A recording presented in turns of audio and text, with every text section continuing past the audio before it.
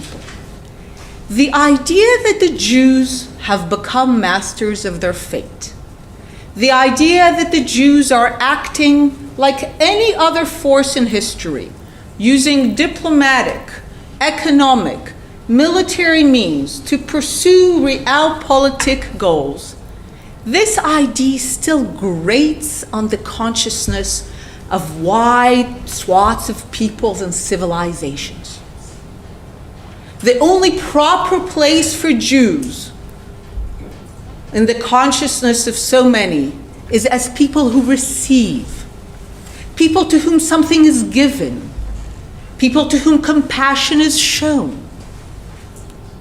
So the explanation of the birth of the modern state of Israel has to therefore be told as a series of handouts by foreign powers with shady motives. That's the only way you can explain it.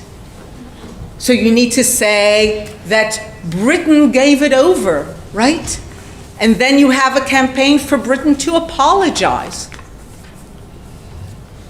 Certainly, if Britain has to apologize for anything, it is the betrayal of that initial commitment, which was not much of a commitment. But then again, it's not about Britain. It's about the Jews and the Zionists who did it. With or without Britain, we would have achieved it. Because we were now pursuing our own goals. So we pursued them with the Ottoman Empire, with some success. And when the British became relevant, we pursued it with the British. And then when the Soviets became relevant, we got the assistance of the Soviets, and then the French, and then the Americans. But they are not the ones that matter. They're the ones that change. What matters is our deliberate action in pursuit of that goal. And this is where the story also of the state of Israel being born after the Holocaust, because supposedly some guilty European nations gave the miserable Jews some land to which they had no connection. So except for the fact that literally guilt is the last emotion that you witnessed among European nations after the Holocaust, this was not about anything given. This was about something attained. Israel existed in all but name and independence pre-World War II. And just as Pakistan and India did not need a genocide of a third of their people to attain independence and statehood, neither would we.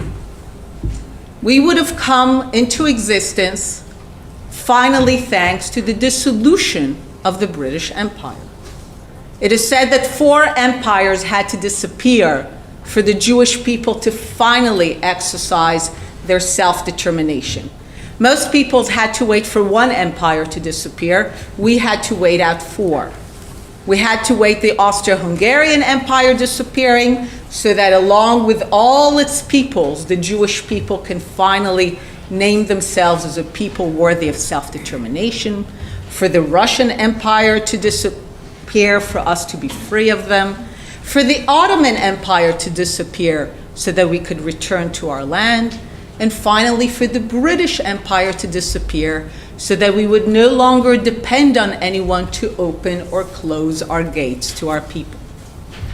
And the reason we have achieved everything we achieved is being focused, determined to wait out all these empires. And we were so focused about what we wanted to achieve that even though at the critical moment, the United Nations, the heir of the League of Nations, said to us, well, guys, we're kind of reneging on a promise of our predecessor, the League of Nations. You're not getting all of the land from the river to the sea. You're getting half of it, mostly desert. And we know you're called the Zionist movement, but no Zion for you guys. You're not getting Jerusalem. And we know you're called the Jewish people, which literally in every language except French and English is the Judean people. Judah, Yehudim, Judea. So you are the Judean people. Judea is the cradle of your civilization. but no Judea for you. Judea will be part of the Arab state.